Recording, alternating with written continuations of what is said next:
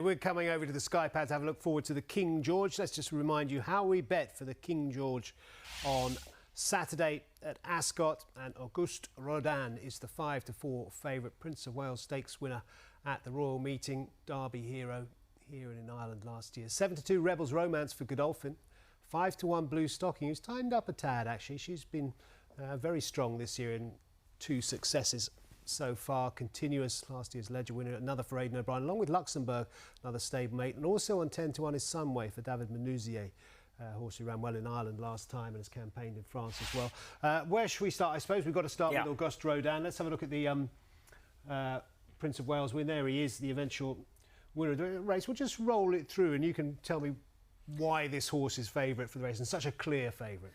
Look, I think they've found the key to him. I mean, he's a Breeders' Cup winner. He's got lots of class, but they don't want to be in front too long. But when they do go, they make his mind up. And as you can see in this race, it looked forever and a day that he was going to be in a right fight. And then the last 100 yards, he starts going away again. And I don't think this horse has been to the well, especially on this day. I thought he won extremely well. He's a top-class horse, and he saves a bit for himself. So if something eyeballs him, he'll go again. He's got everything there. He's got that quality, some gears, but also that toughness. But also, you know, when he won the Breeders' Cup, he had to nip round the inside. So he has a bit of quality in that. Here's a question for you and for Auguste Rodin fans. When he's good, obviously he's brilliant and almost unbeatable, it would seem, at the highest level. But he's got these 2 zeros. One was in the Guineas, of course, famously last year, and the other was at Meydan in the Shima Classic, where... you know, for whatever reason, both those races he didn't turn up. There's no explanation for that. Is that what any kind of a concern that one day he could do that again? It was the worry at one stage, but he's put most of that behind him, and you can forgive him for the run at Meydan. It was at an odd time of year. I mean, they were both after breaks as well. Both after breaks. So it's not a question mark for me anymore. Okay, the horse that won, of course, in Meydan was this horse, who we're going to see here winning at Chartin. This is Rebels Romance, so we're seeing the flexibility of this horse. He did it out in Meydan, he's doing it here in Chartin. I was really impressed with the Chartin win. I know it's not a massive field and perhaps a little bit more difficult to get a handle on the form, but he did it really well. Yeah, I mean, the way they rode him here on this day, they kept it very simple. We're on the best horse, and you know they made it very simple, and William gave him a great ride. My big worry for Rebels Romance, he's got to prove it in this country. Sorry, you know, he's done it in Breeders' Cup, he's done it at Chartin, he's done it in Doha, he's done it, you know, in Meydan. But his form in this country is not quite as good as Auguste Rodin's. I think he'd probably be in the shake-up, but this is a big challenge for him at the weekend. And if he comes through it, fair play.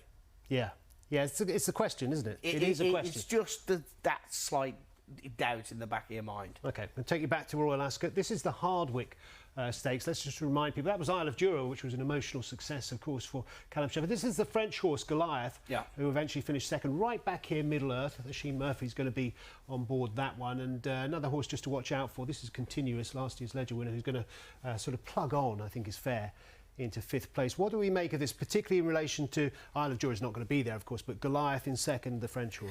Look, I mean, Goliath, for me, I think has a better chance than people are giving him credit for. The pace in this race this day wasn't that strong. I'm expecting the pace on Saturday to be a good bit stronger, and he stays on well to finish second. But watch Continuous and Ryan Moore the last sort of furlong or so. Ryan wraps him up in cotton wool. He realises that this day is not going to slow that down a little bit, just to highlight the point you're making. This day is not going to be his derby, and he pretty much wraps him up in cotton wool and says, right, OK, we'll save you for another day. That's Middle Earth stays on OK for third, and Middle Earth will prefer a stronger gallop as well. I think there's a lot to take out of this race. Here comes the French horse, who's going to go past into second. Yeah, so, you know, when you look at those 3 horses, they're going to play a massive part at the weekend, because the race is going to have a total different outlook to what the challenges they had at Royal Ascot. I think Goliath, if he can get one of those berths on the inside and they go a strong gallop and they can get him to drop his head earlier, I think he has a massive chance of running into a place. It's interesting, isn't it? Because as you can see, they're pretty tightly grouped, aren't they? This trio here in the end. But if you look at the market, they're sort of 10, 12 to 1 Middle Earth and Continuous. I mean, he's 33 to 1. I expect all three of them to improve a fair bit. Continuous, that was his first for the Middle Earth, and Goliath, just the pace of the race. OK, Sunway, we haven't got his Irish Derby run, which was a good run. Yeah. Prix de Jockey Club, he had a pretty high draw. He was never able to get into that race, but I was a bit underwhelmed with his performance in that, despite that. But this is how good he can be. This is a Grade 1 win last year as a 3-year-old, albeit over a mile. Look, he's got plenty of class, but he's up against the older horses, and there's still question marks with the 3-year-olds against the older horses. And at the moment, you know, I think they're going to struggle to hit the frame. I'd like to be proved wrong, but I think the form of the Prix de Jockey Club and the form of the Irish Derby is probably just not going to be quite good enough. Yeah, I'm still in two minds about the horse. I really liked him before the Prix de Jockey Club, and I was disappointed. I was surprised I'd be interested in seeing him on slower ground, because when he won in France, he handled that bit of cut a good bit better. OK, and what about this filly? This is a clip still there of Bluestocking, who's 2 from 2 this year, to be fair. 2 from 2. She's doing nothing wrong. I think the step back up to 1.5 miles will really suit. I mean, all she did in Ireland this day was stay, and Emily Upjohn probably give away a chance of winning being very keen in the middle part of the race. But they pulled a long way clear of the third horse.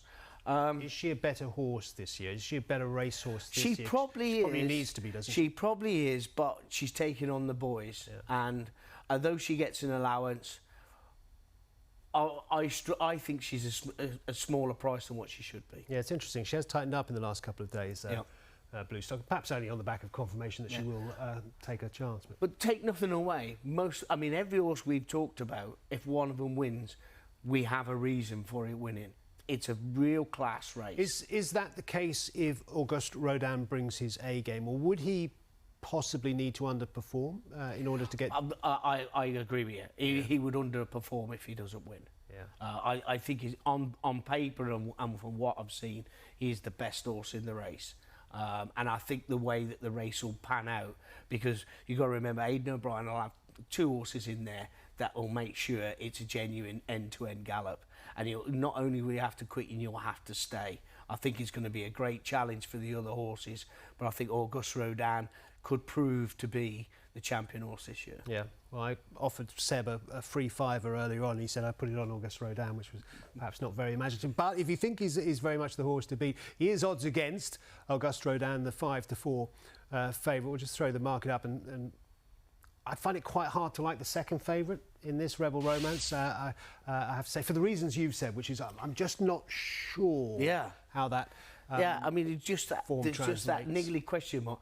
His form is really good, but just not in this country. Which it does, because of the question mark over him and what you've touched on with Bluestocking, it does suggest to me that there could be something there at one of the bigger prices. I wouldn't entirely give up on Sunway, I have to say, at 10 to 1. And I like your point about Goliath actually possibly being one that could be overpriced. I genuinely think he needs an inside berth.